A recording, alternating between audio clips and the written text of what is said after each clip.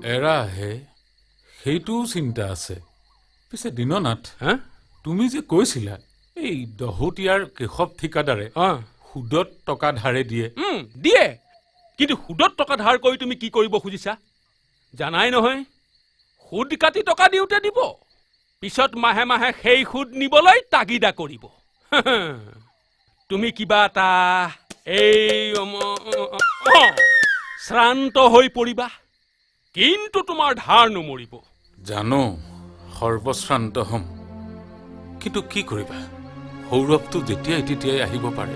সি যদি কেনেবাকে ঘৰটো বেচো বুলি কয়, বেচিলেও তই টকা ধাৰ কৰিব নোৱাৰ। বীৰিণাৰ বিয়া পাতিবলৈ টকা নালাগিব। উত্তম, মানুহৰ ওপৰতো কেতিয়াবা বিশ্বাস কৰি চা ককাইদেউ, সি আমাৰ ভতিজা। সি অন্ততঃ আমাক ঘৰৰ পৰা বাহিৰ নকৰে। উত্তম, তই একেবাৰে মোৰ মনৰ কথাটো কৈছো। আৰু ককাইদেউ, অহা মাহত মই যামগৈ। মোক প্ৰমোচন দি বদলি কৰিছে। যদি ভবামতে কথাবোৰ নহয়, তহঁত মোৰ লগত মোৰ কোৱাৰ্টাৰততো থাকিব পাৰিবি, কিন্তু মই থাকোঁতে তই কাৰো ওচৰত ধৰুৱা হ'ব নোৱাৰ।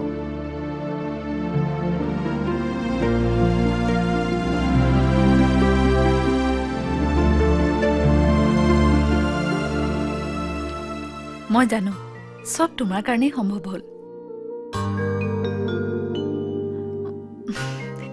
তোমাক যে কেনেকৈ ধন্যবাদ জনাম।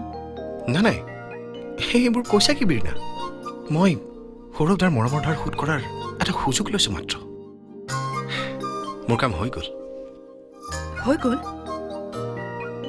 এৰা, মাত্ৰ এটা কাম বাকী থাকিল, সেয়া সৌৰভ দাই কৰিব। সেইটোনো কি কাম? আৰু তোমাৰ বাবে অসম্ভৱ কিবা আছে জানো? ঠাট্টা কৰিছা। কামটো খুব টান নহয়, চেষ্টা কৰি চাব পাৰোঁ।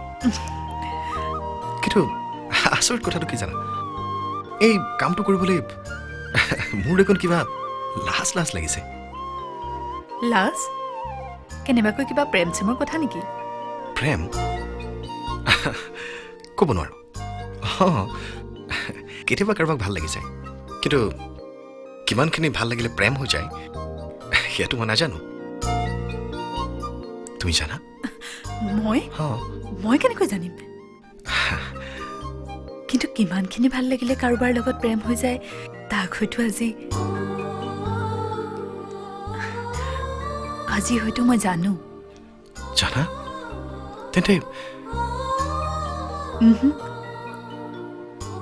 জানো, কিন্তু নকওঁ, কাৰণ এই কথাটো ক'বলৈ মোৰ লাজ লাগে। বীৰা শুনা,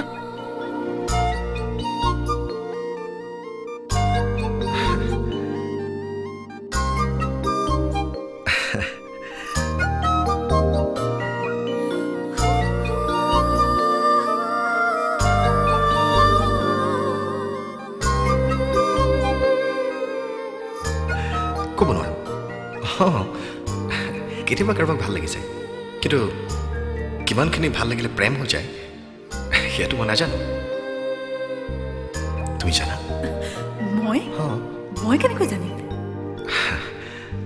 কিন্তু কিমানখিনি ভাল লাগিলে কাৰোবাৰ লগত প্ৰেম হৈ যায় তাক হয়তো আজি